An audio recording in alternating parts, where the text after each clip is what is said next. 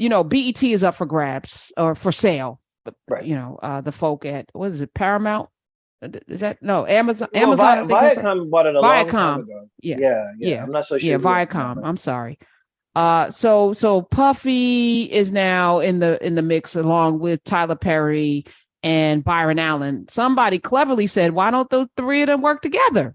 Why y'all why not come together? Isn't that what they do in the NFL? I don't know. What are y'all doing? Just come together. It's okay. You can all get credit. Egomaniacs.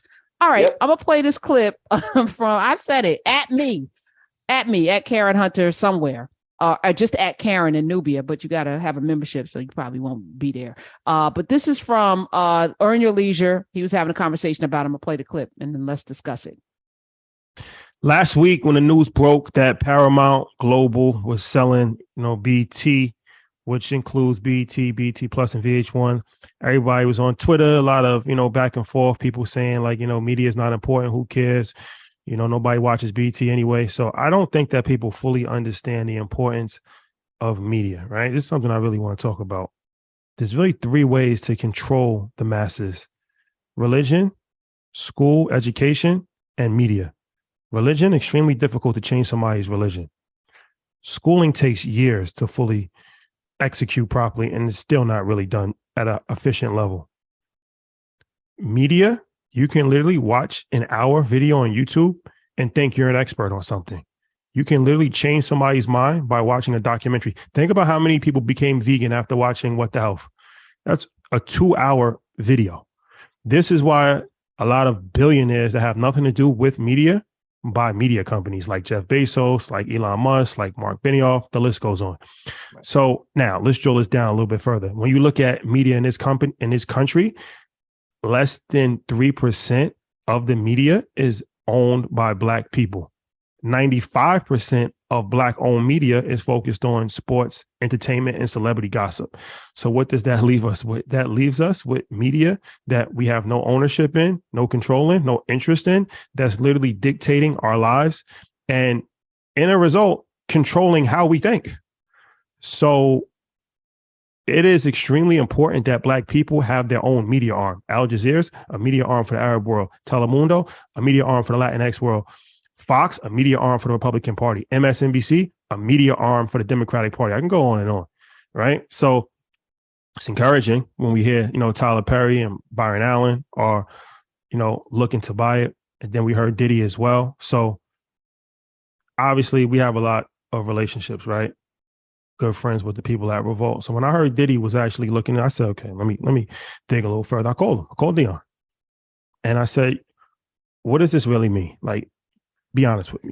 And he gave me the play. And what he told me was something that was actually pretty impressive, where his plan, Diddy's plan, is not to buy it individually, is not control it individually, it's actually to put together a super group of the top Black people, right? Everybody that you would probably think of in the world of sports, entertainment, business. And what does that look like if all come together at a round table? Boo. And all right, pause. That's where it goes off the rails for me. Who are you to determine who the top Black people are? Right. That's how we got here. This is how we got here. The hand-picked me Negroes that are already, to me, colonized in a way because they are participating in the NFL Super Bowl. So they may have money and influence and a lot of followers, but they don't have us at the center and our future at the center of their movement, including Diddy. Right. And especially Byron Allen. Stop it. This to me is the problem. Right. And I mean, you're doing the old talented 10th. And listen, I don't know. It's not even a talented 10th though, Sunn Michelle. Mm-hmm. It's not even a talented, at least a talented 10th, there was a metric, PhDs, you had some education, you had some, you cut your teeth in serving Black people at some point at the highest level. Maybe you were Boule and then all of the fraternities and sororities, but there was an aspiration to be better. I think that a part of the reason is because we keep assuming that success means money. Like we associate success with money. Right. And we say things as a cliche, like, I ain't got no money, but I'm the richest man in the world. Like it's very poetic and people don't take it seriously because, that's just a poetic line. But I do know people who live a good, fulfilling, well-rounded life. They die content, who are not rich. Some of them didn't have very much money at all, and they were still able to carve out a very rewarding, fulfilling life for themselves and left lots of gems behind, to live by. And let's keep it 100 here. You cannot become a billionaire ethically. Full stop. You absolutely cannot become a billionaire ethically. There's no such thing as an ethical billion made by an individual. In order for you to hoard that much money, in order for you to get that much money, in order for you to gain that many assets in a capitalistic system that is inherently predatory, you have to prey on someone. Wait, hold on, son. Oprah? Predator. And I say respectfully. No, he said predator without missing a beat. All right, you said you cannot be a billionaire unless you've exploited somebody, or you can't get there ethically, and you said people are predators. Right. Well, and even and I give an example of the thing with Oprah, because and this is no different than Mark Zuckerberg or any of the other billionaires who are taking advantage of this. But one example would be right now in the island of Hawaii, the natives are running out of space to live in their own homeland because of gentrification and just urban sprawl and corporatization of private property. Well, of public property that's being privatized. And in the midst of all of this, you can't miss it. There's no way that you can miss the story, the plight of the people that's being put out there. And Oprah just bought more property, bringing her land ownership up to about 1,000 acres.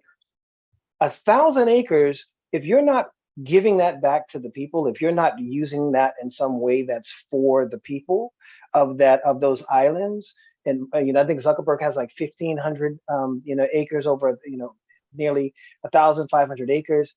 When you're billionaires who are swooping into these vulnerable communities and taking resources from them that cannot be replaced and boxing them out to the point where they are now going from living in their environment, their ancestral lands, to having to be warehoused in these concrete boxes in the city away from their culture, then what else do I call that but predatory?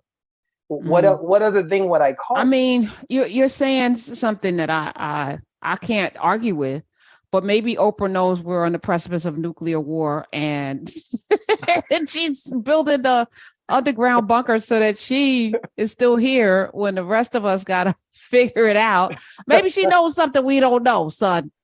Right. And there's a thing that I was talking about earlier with a friend of mine about resources, when they were saying something about the planet being overpopulated. The planet is not overpopulated.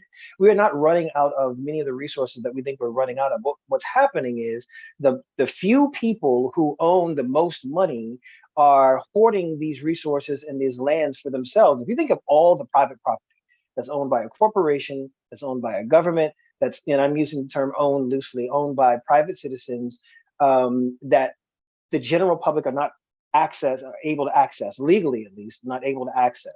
Even lands that are so-called protected, that are being exploited by, certain, companies. Right now with the Willow Project, with the offshore drilling, the Biden administration, kind of okay, but it didn't start with the Biden administration.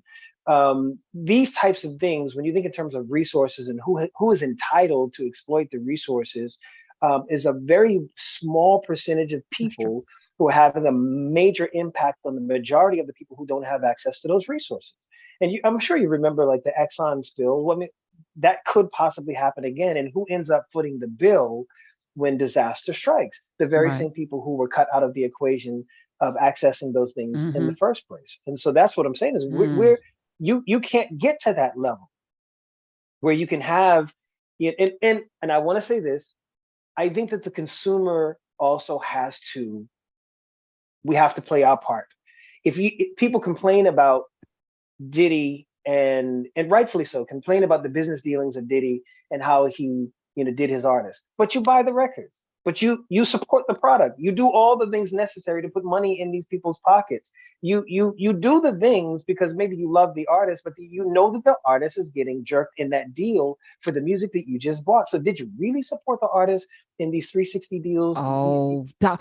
Dr. Michaud, not related to Oscar Michaud, but it nods to Oscar Michaud, I'm sure. You're asking us to be conscious, Sunn.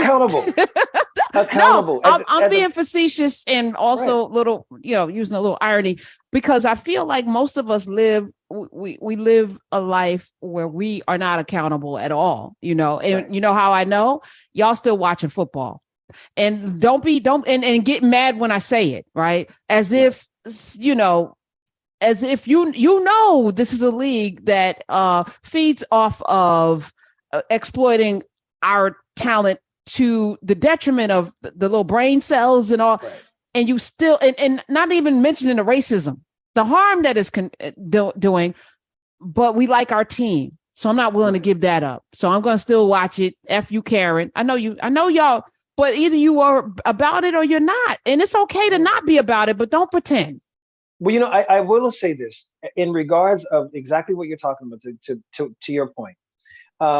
There are going to be more people in each movement in any situation where progress needs to be made. Just know that the reason that progress is made historic in a timeline of mankind has very seldom been because there was an immediate groundswell of people, like the popular, the people who want to change outnumber the people who didn't want it. Like, it started out in many instances, even when there was a major revolution, there were some agitators. It started with a few people who just kept agitating, a whisper campaign, someone who said that this ain't right, something that sparked the fire that spread. But everyone didn't just automatically in one swoop say, yeah, we need to change this. So the change that we're looking for, the same way that there are a minority of people who own the majority of resources, there's always been that voice. There's been that few people who are willing to go out, the maverick, the martyrs, the people who are willing to go out on their shield. I think that's what we're looking for. Even with the technology thing that you were talking about, you may not be able to get the people who are looking for the payday up front, but I do think that if you can get together in a team, get an A team together, who can play their position and let it start with something, because people root for the underdog, but they follow the big dog. And at the end of the day, if we can create a network of people who care, people who have resources to follow through and turn that care to action, I think it can inspire more people who weren't on board at first to come along. But much like the Noah's Ark fable, sometimes you got to kind of build the ark, and people find out after the fact that they should have got down when the time came. All right. Well, I'm trying to become one of them unethical billionaires so I can do exactly what you're saying.